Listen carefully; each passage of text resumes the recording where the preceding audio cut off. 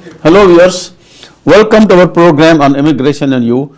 I am your immigration attorney Michael Fulwani, and once again we have with us attorney David Nachman, my partner. David, welcome. Thanks so much, Michael. Very interesting, very important subject today.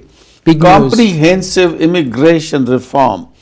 Now before we start the program, I want to tell you something that I have been talking and you have been talking and we all have been talking about immigration reform coming, happening. Lot of our viewers are tired. They say, we don't believe you. You have been saying for every year you come and do Supra, coming. Where is comprehensive immigration reform? I must start with telling you, believe me, trust me, and David will agree with me, this time it's a serious one. This time it is a serious one and is most likely some comprehensive immigration reform definitely going to pass.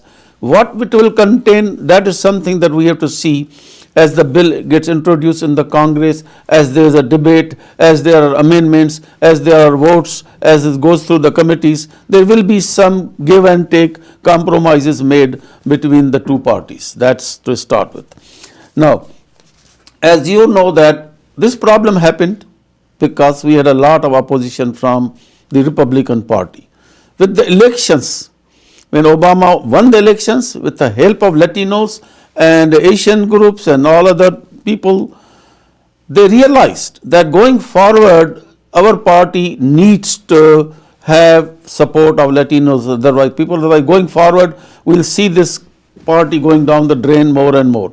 With that, the tough ones, Senator, I think Rand Paul, he was a key party guy, I think he's from Kentucky, I believe. He was initially not that much in favor and now it's turned around a lot and is saying yes. Marco Rubin, who's Florida. Rubio. And Marco Rubio. Yeah. Sorry, Marco Rubio, okay. He's from Florida. And we talked about previously about a gang of 8. He's one of the gang of 8 members. Aren't they both Democrats and Republicans in the gang? They're 4 and 4. 4 and 4. So with this is in a way a bipartisan committee or group. Right. And I think once they come up with a plan which they already been talking about, it's more likelihood that the Congress may go with it. But let me ask you to say a few words and then we can jump in about the bipartisan bill and where you think they are and how and we are going and what may happen in the next few weeks, I believe. Well, I think that it's important for our viewers to know that at the present time, the way that things are shaking out is that, of course, bipartisanism seems to be taking shape, which, of course, is the most important way in which any law gets passed in the United States, is that you have agreement by both parties on the bill. As many people know, the Obamacare bill took so long to get through because they didn't have bipartisan support for that. So what's going on now is that there are essentially 3 bills that are out there, 3 competing bills. One bill, and I was just telling you, Michael, I have from the White House the sections on enforcement and dealing with the illegal individuals, people without status here in the United States. That was promulgated, actually it was leaked by the White House to the Miami Herald. And what essentially that did was, I think that it had a lot of impetus effect, because what it is it pushed that bipartisan support. Because what what the White House did is basically sent a message and said, look, if you can't get your act together, you Democrats and you Republicans can't get your act together, then fine, we're ready to proceed without you. And so what they did is they have this White House boilerplate, I guess for lack of a better way to describe it, law or bill that they're ready to propose. Now, then you have the Gang of 8. The Gang of 8 supposedly has come up with their own bill. And then there's another bill out there which has been proposed previously, and I believe that was McCain, and I think that Schumer. There's a group who were the proponents of comprehensive immigration reform going back a few years. Those were the people who recognized how important gaining that type of support would be in the election. So that was out there. So again, there are 3 competing bills that are out there. It's difficult for us to tell right now which one of those are going to be, which one of those bills are going to be the one that takes shape. So there are many differences in the provisions. There are many of the provisions are very much the same. But I could say that in terms of overall,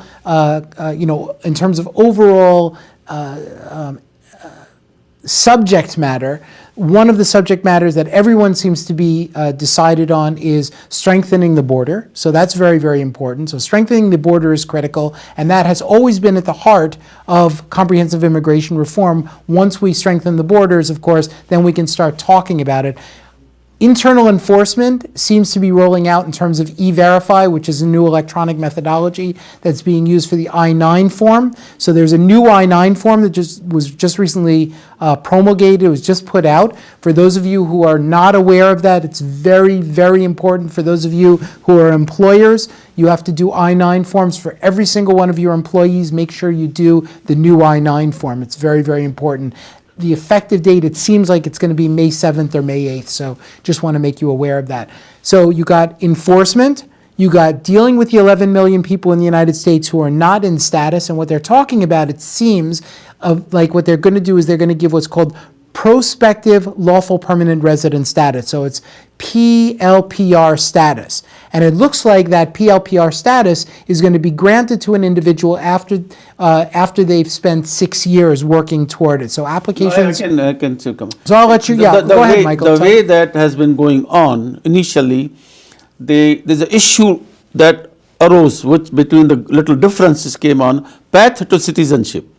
So initially the Republicans say, okay, we have no problem in giving a legal status, but let's not talk about getting a green card or anything at all. That's where it started. Then finally, the President Obama put together a plan that, okay, we are not saying that we are giving green cards to everybody that is getting a status. We'll have a waiting period of 8 years. So the person gets the legal status, like, they become in a legal status, they can work, they can probably travel. Right. They will work. This is not amnesty. This is earned legalization. Right. They should work, pay their taxes, learn English, pay some fines and everything. Then only they can get a green card. And Republicans said no. And finally, another recent proposal that has come from a gang of 8 is this. Okay, 8 years, okay, 10 years.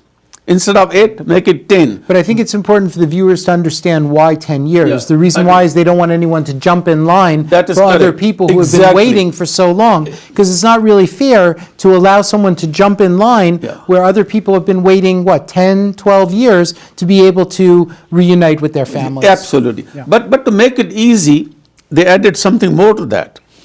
Okay, so I would say what's the big deal? They reduced the citizenship time from 5 to 3. Now, it's the same thing. You need total 13 years under the 8-year rule, 8 to get a green card, 5 to become a citizen, 13 years. Same thing, 10 to get a green card and 3 more, 13 to become a citizen. Right. So getting the citizenship from 0 today is 13 years, either way. So I know it's a small difference. I think Obama, agreed that. Obama now said, fine, that's okay. Now, I think on this proposal, I've got a lot of information we cannot give in this program as to how different surveys have been done, how much percentage of Americans and blacks and other are there in the country supporting. The sum total of that I analyzed is majority of the Americans, majority of the religious groups are now in favor of this proposal. And I think this is going to happen because now they say at least 50%, around 50% of all the Americans or more. I have all the statistics. But with all that, the Republicans are watching. They know what the Americans want. At one time, majority of the Americans were again amnesty and all that. Now the majority of the Americans are in favor of that. The 70-80% Hispanics, Asians, so they see a large group of their voters are supporting, and that's why the whole picture has changed. Right. I think And David agrees with me, I know, that this bill should pass in the Congress in 2013. Yeah, well, it even goes further than that, Michael. We were just having this discussion as to what we thought the deadline and what the timing was going to be. And that's a question that I get from my clients all the time is, what do you think it's going to be in terms of timing? And I can say to you this, is that what seems to be the word on the street right now is that they're working diligently to try to come up with a bill before the end of April.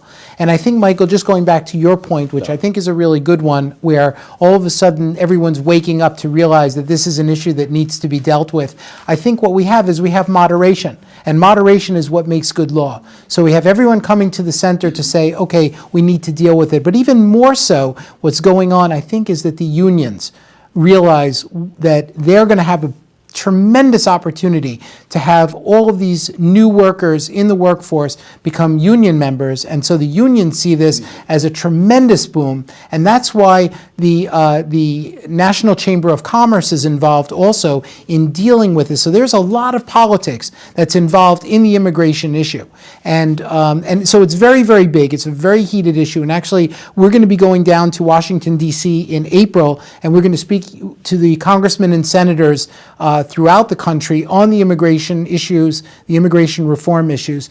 The American Immigration Lawyers Association actually organizes what's called the National Day of Action, and being in charge of the New Jersey chapter, we are currently organizing to be able to meet with all the senators and congressmen in New Jersey and also throughout the country to be able to work with them to help them understand the value of comprehensive immigration reform. David, a few words, let me read to you what Frank Sherry, he's one of the top most leading advocates of pro-migration. He's the executive director of American Voice. And by the way, I interviewed Frank Sherry on this ITV program, Vision of Asia, in 80s. So you're talking about 30 years ago. And at that time also we were talking about amnesty and all that. Basically what he's saying, it is the fastest turnaround I have ever seen in my life. And it is a mind-boggling, and he thinks that this will going to pass definitely. So we have this some opposition from another group. I don't think they are in majority, I think poor minority. This is not going to, this is the organization, you know, FAIR. FAIR is a Federation of American, name is good, Federation of American Immigration Reform, but the other way. Right. And they oppose the path because they see also, initially they were opposing like anything, absolutely no amnesty, nothing at all. Now they see Republican Party, everybody is going to happen. So they are okay, but no path to citizenship is still they are maintaining. Right. So that's the way, you know. Well, there are always going to be people who are opposed to. No, they say, yeah, they say amnesty, this is amnesty that is going to reward the people that who have broke the law.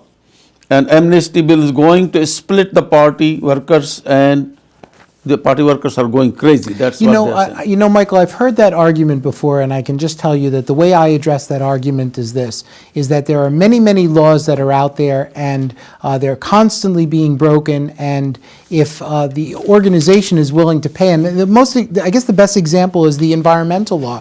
If you drive up the turnpike in New Jersey, are you telling me that the Clean Air Act cleaned up the air in New Jersey? I can't even keep my windows open. Yeah. And the reason why is because the companies have found that it's better to pay and pollute rather than to comply with the law. So really what we're talking about here with immigration is the same thing. So we're not saying that we're going to allow people to break the law. What we're going to do is we're going to give them the opportunity to pay into the system and to then work their way into becoming compliant. And that's, I think, a fair way to do it. See, with all this economy, by the way, I've got a lot of stuff to talk about, 11 million, 12 million people, even I would say 50%, 60% apply. They are going to pay the back taxes, they have to pay a penalty, they have to pay future taxes, they have to learn English language, they have to go through the security background checks. Everything is a win-win-win situation. That's right, and I think the economists have figured out what the tremendous boom billions, is going to be to the not economy. Billions of dollars. That's right, will come for in. these people And to come out of the shadows. And That's going right. forward, That's once right. you give them a green card, legal status, they are going to right. pay the taxes, they are going to be good Many of them citizens. already do. Many of them Many of them already do, and but- the rest will do, and the money that will come will be big one. Michael, you wanted to say something to our viewers in Hindi. I just want to say कि आप अपना भगवान है, खुदा है, गुरु नानक साहब जी हैं, सबको आप प्रार्थना करें, हमारे साथ ज्वाइन करें कि वो इस लॉ को हमको पास होने में हेल्प करें। उसके अलावा